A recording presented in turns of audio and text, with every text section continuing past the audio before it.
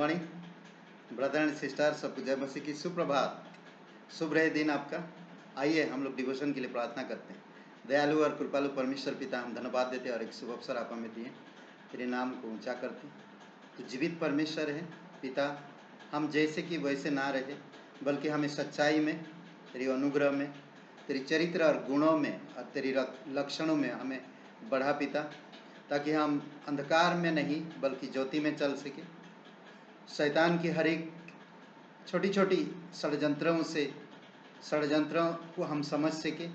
आप हमारी हिम्मत को बढ़ाओ, आप हमारे विश्वास को बढ़ाओ, आप हमारे आपके साथ संबंध को बढ़ाओ पिता, मजबूत करो प्रभु, ताकि हम मजबूती के साथ तेरे राज्य को फैला सके और तेरी धार्मिकता को बता सके पिता। धन्यवाद देते, तू सच्चा और जीवित परमेश्वर, हमारा उद्धार करता सर्वशक्तिमान यीशु नासरी के नाम से मांगते हैं, आमीन। ओके ब्रदर एंड सिस्टर, अब हम लोग जो बात करेंगे और वो है इस टॉपिक से आज बात करेंगे कि बहुत सामान्य परमेश्वर छोटी छोटी चीजों को चमत्कार में बदल देता है। सामान्य चीजों, छोटी बात जो लोग कभी उसके बारे में सोच नहीं सकते, जो उसके बारे में कभी विचार नहीं कर सकते, ऐसे चीजों में परमेश्वर महान काम करता है जब हम उसकी बातें सुनते हैं। परमेश्वर अपने दास दासियों के द्वारा बात करता है। पुरानी समय में भविष्यवक्ताओं के द्वारा, नबी लोगों के द्वारा, राजाओं के द्वारा, कई सारे अलग अलग लोगों के द्वारा परमेश्वर बात किया। हम लोग उसमें से एक देखेंगे एलिशा के समय पर, और ये दूसरा राजा 5वां अध्याय में नामान कड़ी के जीवन में। ये एक बहुत खूबसूरत कहानी है। आप इस कहानी को पढ़कर आप परमेश्वर की योजना को, परमेश्वर की सामर्थ को, परमेश्वर को समझ सकते हैं आप। और ये बहुत खूबसूरत बात है। अगर आप समझना चाहते हैं ये कहानी को पढ़िएगा। मैं जस्ट सिंपल से बताता हूं कि सीरिया के राजा, देखिए थोड़ा सा हम लोग पढ़ते हैं।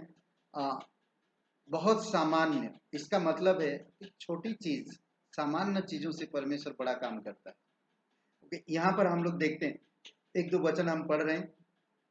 देखिए इस प्रकार कहता है, सीरिया के राजा की सेना का नामान नाम एक सेनापति था।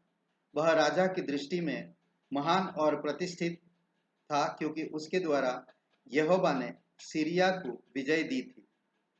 वह बड़ा शूरवीर था परंतु कोढ़ी था। बड़ा शूरवीर था परंतु कोढ़ी था।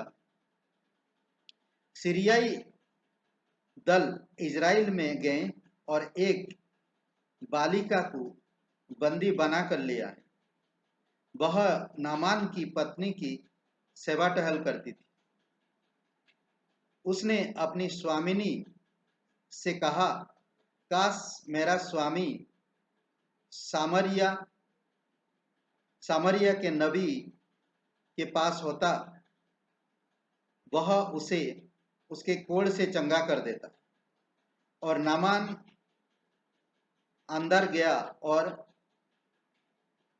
अपनी स्वामी से यह कहकर बताया, उस बालिका ने जो इजराइल देश की है ऐसा ऐसा कहा।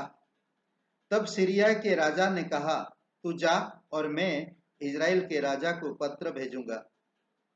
अतः वह रवाना हो गया और अपने साथ 10 तोड़े चांदी और 6000 शेकेल सोना और 10 जोड़े कपड़े ले गया। और वह साथ में इजराइल के राजा के लिए वह पत्र भी ले गया जिसका आयस था। अब वह पत्र तुझे मिले तो जान लेना कि मैंने नामान नाम का अपनी कर्मचारी को तेरे पास भेजा है कि तू उसे उसके कोढ़ से चंगा कर दे। और ऐसा हुआ, जब इज़राइल के राजा ने यह पत्र पढ़ा तो उसने अपने वस्त्र फाड़कर कहा, क्या मैं मारने और जिलाने वाला परमेश्वर हूँ कि यह मनुष्य संदेश भेज रहा है कि मैं इस आदमी की उसके कोढ़ से चंगा करूं? पर अब विचार कर देखो, वह मेरे विरुद्ध झगड़े का बहाना ढूंढ रहा है। तो ये कई सारे बातें हैं। सीरिया के लोग एक छोटी सी इजराइल लड़की को लेकर आते हैं, 12-13 साल 16 साल की लड़की है, उसको लेकर आते हैं। सिंपल सी बात। सोचिए, परमेश्वर की यहूदी लड़की, इजराइल की लड़की सीरिया लोग लेकर आते हैं, और वो नामान कड़ी के घर में नौकरानी, यानी कि नामान कड़ी की पत्नी का देखभाल करती है। उसकी भक्ति देखिए, वो सेवा कर रही विश्वास योग्यता से, और वही लड़की परमेश्वर का प्रचार कर रही है। यहाँ पर वो कहती है उसकी उसकी मालकिन से कि हमारे देश में एक नबी है, एक और ठीक कर सकता है। सोचिए, थोड़ी समय के लिए नहीं, खूबसूरत बात है। हमें यहाँ पर एक सीखने वाली बात की, परमेश्वर जो छोटी छोटी बातें कहता है या छोटी चीजों को इस्तेमाल करता है, हमें उन चीजों को ध्यान देना चाहिए। नामान कोड़ी गया राजा के पास। राजा को क्या मालूम, पर राजा अलग था। फिर एलिसा को पता चला। आगे वचन पढ़ते हैं हम, देखिए। और ऐसा हुआ कि जब परमेश्वर के जन एलिसा ने सुना कि इज़राइल के राजा ने अपने वस्त्र फाड़े हैं, तो उसने इज़राइल के राजा को संदेश भेजा, तूने अपने वस्त्र क्यों फाड़ा है? अब उसे मेरे पास आने दे, तो वह जान लेगा कि इज़राइल में एक नबी है। तब नामान अपने घोड़ों और रथों सहित आकर एलिसा के घर के द्वार पर खड़ा हुआ। तब एलिसा ने एक दूत से संदेश भेजा, जा यरदन नदी में 7 बार स्नान कर, तब तेरे शरीर चंगा हो जाएगा और तू शुद्ध हो जाएगा।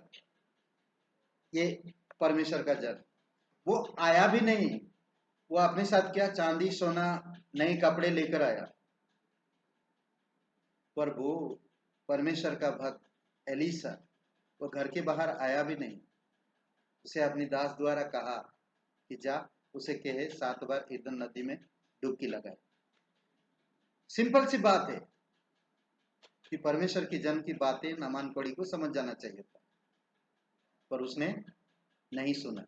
उसने बोला, क्या सीरिया में इससे बढ़िया बढ़िया नदी नहीं है, मैं वहां पर जाके डुबकी लगाऊं? तो उसका एक कर्मचारी ने उससे कहा, वो वापस जा रहा था, कहा कि तू इतना दूर आया है, जाके एक बार डुबकी लगा। और यरदन नदी में वो डुबकी लगाया तो वो ठीक हो गया। हालेलुया। परमेश्वर छोटी छोटी बातें कहता है, आप और मेरे जीवन में चमत्कार लाता है। परमेश्वर की सामान्य, बहुत ही सामान्य चीजों पर हमें ध्यान देना चाहिए। परमेश्वर आपके जीवन में महान काम करे। कभी कभी आपको मुझे लगेगा ये या इस चीज के लिए क्या परमेश्वर को परेशान करना, बट डिपेंड रहिए, परमेश्वर पे भरोसा रखिए। यरदन नदी में डुबकी लगाना कितने सारे लोग लगाते हैं, बट परमेश्वर ने कहा, हे नामान, जाकर 7 बार यरदन नदी में डुबकी लगा। 7 का मतलब है परिपूर्ण, समझ रहे हैं? तो उसने जैसा डुबकी लगाया और वो चंगा हो गया। हालेलुया।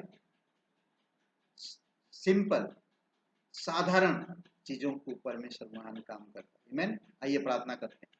दयालु और कृपालु परमेश्वर पिता, हम धन्यवाद देते हैं, नामान कड़ी जैसे इंसान को आप चंगाई दे सकता है। तो आज बहुत सारे भाई बहन जो तकलीफ से सालों साल गुजर रहे हैं, बीमारी में, परेशानी में, कमजोरी में, शरीर की मानसिकता, की प्रॉब्लम है, प्रभु यीशु आप उनको स्पर्श करो, आप उन्हें शक्ति सामर्थ दो, आप उनको छुओ और चंगाई दो। जीवित और पराक्रमी परमेश्वर, धन्यवाद देते हैं इस संदेश के लिए, यीशु नासरी के नाम से मांगते हैं, आमीन। ब्रदर एंड सिस्टर, सबको बहुत सारे अनुग्रह और शांति में परमेश्वर बढ़ाए आपको। और दूसरी बात, एक शुभ रहे दिन आपका। और प्लीज आप अपनी चैनल को, जो चैनल आप सुन रहे हैं, वचन देख रहे हैं, शेयर करें और कमेंट करें प्लीज। आमीन, हालेलुया।